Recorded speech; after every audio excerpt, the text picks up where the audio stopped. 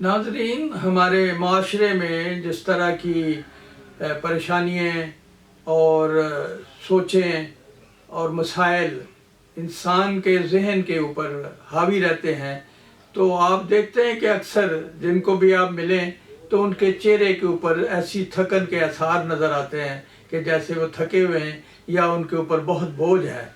तो उसमें ज़्यादातर मसाइल ऐसे होते हैं जिसकी वजह से ये थकन का एहसास जो है उनके चेहरे पे नुमायाँ होता है। वो ऐसे ही है, रिश्तों से क्या वास्ते से और दोस्तों के रवैयों से, और फिर ये है कि कामों की नाकामी से उनकी उसमें जो आ जाती है। फिर ख्वाहिशात जो हैं वो उनकी कोई तकमील होती है नहीं होती।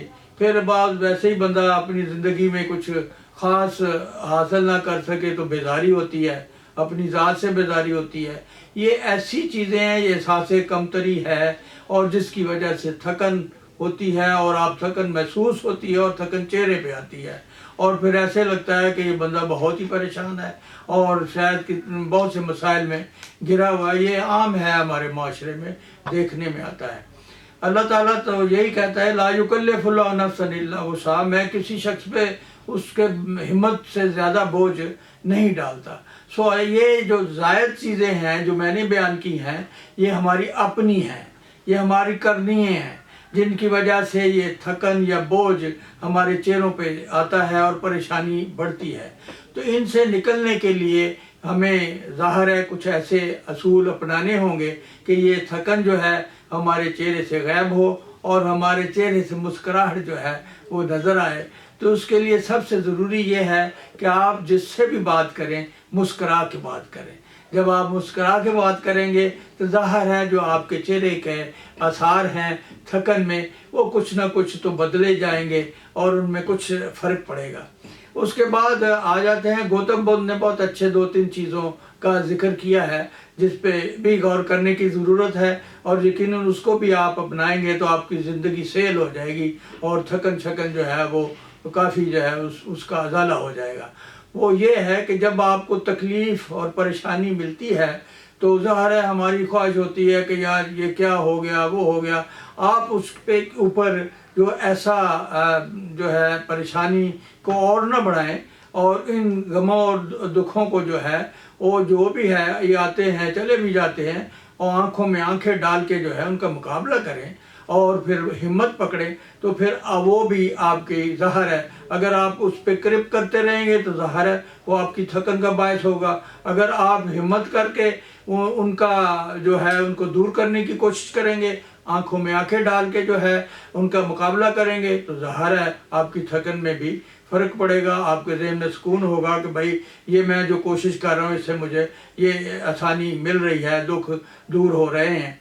अब उसके बाद जो है आपकी ऐसी जो है ख्वाहिशात होती हैं, जो आपकी ऐसी चीज़ें चाहते हैं, बस खुशियाँ मिलती हैं, आपको खुशियाँ मिलती हैं तो ज़ाहिर है वो खुशियाँ जो हैं वो आप का मसला होता है, उससे एंजॉय करते हैं, आप उनको अच्छा लगता है और आपकी ख्वाहिश होती है कि ये चलती रहे, जो कि मुमकिन नहीं है।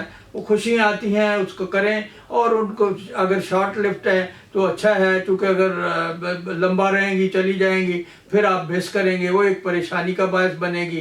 तो इसलिए अपनी ख्वाहिशात जो है उनको भी कंट्रोल में रखें और ये कुछ चीज़ें जो हैं ये ज़िंदगी में आसानी का बायस बनेगी और आपको सुकून मिलेगा। इसमें अमजद इस्लाम शायर हैं, उन्होंने बहुत अच्छा 2-3 जुमलों में इसका जिक्र किया है जो मैं पेश करता हूँ कि ये जो ख्वाहिशें हैं, ख्वाहिशों का परिंदा, ये जो ख्वाहिशों का परिंदा है ये मौसमों से इसको गर्ज नहीं है।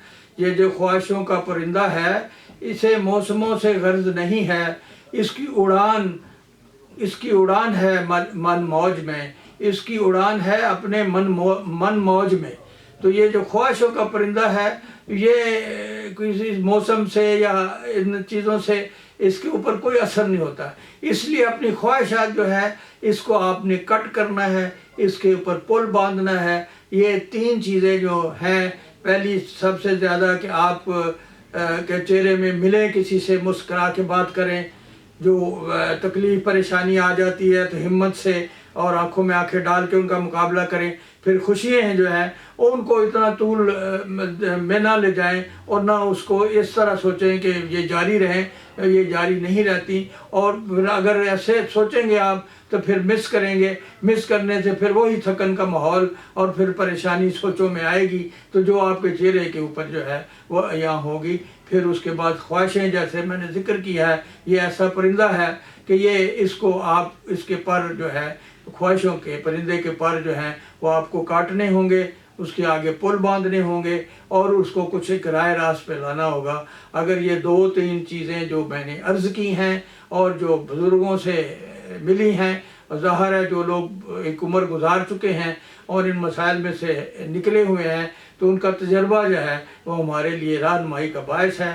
جو میں نے پیش کی ہے ان کو آپ اگر اپنائیں گے تو آپ کی زندگی سہل ہو جائے گی اور آپ کی مشکلیں آسان ہو جائیں گی. جو آپ کے چہرے پہ تھکن ہے اور مشکلات جو نظر آتی ہیں وہ خوشی نظر آئے گی اور مسکراہٹ جو ہے آپ کے چہرے پہ یہاں ہوگی. تو اللہ تعالیٰ آپ کو اس طرف سوچنے کی مجھے بھی اور آپ کو بھی توفیق عطا کرے.